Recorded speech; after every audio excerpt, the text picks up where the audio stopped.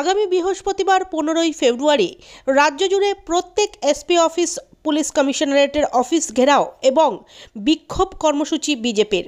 ঘোষণা বিরোধী দলনেতা শুভেন্দু অধিকারীর। ব্যারাকপুরে কংগ্রেস নেতা তথা আইনজীবী কৌস্তব বাগচির বাড়িতে গণেশ পুজোয় এসে গণেশ ঠাকুরের কাছে পুজো দিয়ে বিজেপির এই কর্মসূচির কথা ঘোষণা করেন রাজ্যের বিরোধী দলনেতা শুভেন্দু অধিকারী। তিনি বলেন, ব্যক্তিগত অনুষ্ঠানে এসেছি। আমাদের প্রিয় ভাই বন্ধু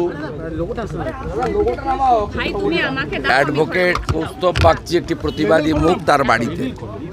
আমি তার আগে দুটো বিষয় আপনাদের কাছে বলতে চাই, দেরি করতে চাই না। এক হচ্ছে, আপনারা জানেন যে আজকে বসিরহাটে আমাদের পার্টির পক্ষ থেকে বসিরহাট সাংগঠনিক জেলার সভাপতি তাপস ঘোষের আহ্বানে রাজ্য সভাপতি সাংসদ ডক্টর সুকান্ত মজুমদারের নেতৃত্বে ওখানে আজকে এসপি অফিসে শান্তিপূর্ণ একটি বিক্ষোভ প্রতিবাদ ছিল। সন্দেশখালিতে যেহেতু আমরা ঢুকতে পারছি না বা ঢুকতে দেওয়া হচ্ছে না, আপনারা টিভিতে দেখেছেন বর্বরোচিতভাবে হামলা হয়েছে। 20 জনেরও বেশি ইনজোর্ড, আরও বেশি হবে সংখ্যা। রাজ্য সভাপতির দেহরক্ষীকে মারা হয়েছে। আমাদের ওই জোনের ইনচার্জ কৃষ্ণেন্দু মুখার্জি, তার সহায়ক, তার দেহরক্ষী, তারা সবাই ইনজোর্ড। প্রচুর কর্মীদের খুঁজে খুঁজে ঢুকে ঢুকে মারা হয়েছে। দাঁড়ান, বলছি আমার কথা শেষ করতে দেবেন তো। আমরা পশ্চিমবঙ্গ প্রদেশ বিজেপির পক্ষ থেকে আগামীকাল বাগদেবীর আরাধনা আছে, শ্রী শ্রী পঞ্চমী আছে, যার সঙ্গে ছাত্রছাত্রী, শিক্ষা প্রতিষ্ঠান, সকলে বিদ্যার্থীরা বা শিক্ষানুরাগীরা বা শিক্ষার সঙ্গে যুক্ত শ্বেতশুভ্র দেবীর আরাধনায় কালকে সবাই ব্যস্ত থাকবে।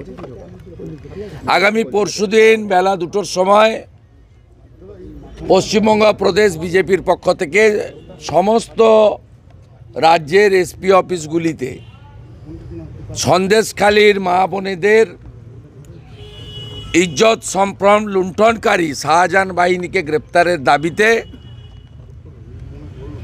এবং আজকে বসিরহাটের ঘটনার প্রতিবাদে এসপি অফিসে ভারতীয় জনতা পার্টির পক্ষ থেকে বিক্ষোভ প্রদর্শনের কর্মসূচি বেলা 2টো থেকে হবে, ঘোষণা করছে অন বিহাফ অফ বিজেপি।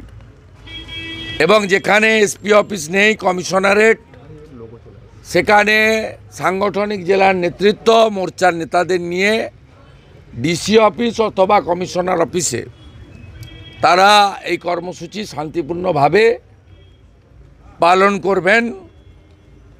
এই ঘোষণা দলের পক্ষ থেকে আমাকে করতে বলা হয়েছে, তাই আমি আজকে আপনাদের মাধ্যমে জানালাম এবং শান্তিপূর্ণভাবে এই কর্মসূচি সর্বাত্মকভাবে বিপুল পরিমাণ মানুষের অংশগ্রহণের মধ্য দিয়ে করার আবেদন জানাচ্ছি।